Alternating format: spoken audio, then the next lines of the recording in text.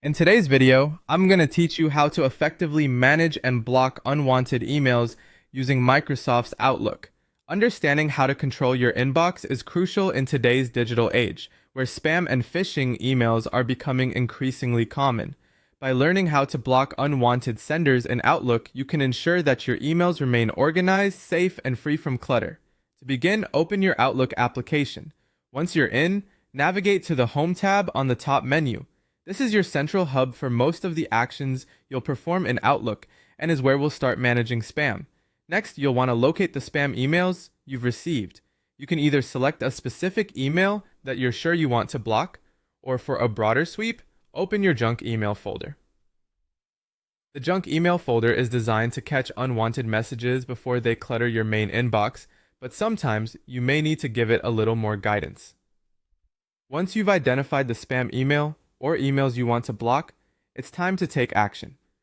Look for the junk option on the top menu while you're still under the Home tab.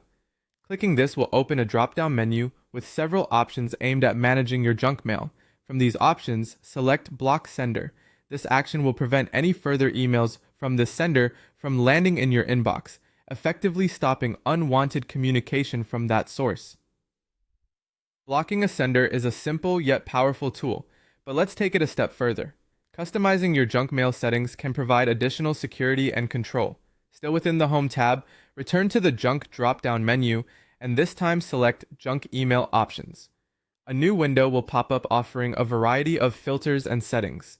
You have several tabs to explore in these options: Block Senders, Safe Recipients, and International. Under Block Senders, you can add specific emails or domains you want to block. Conversely, the Safe Senders tab lets you ensure that emails from friends, family, or trusted sources never get marked as junk.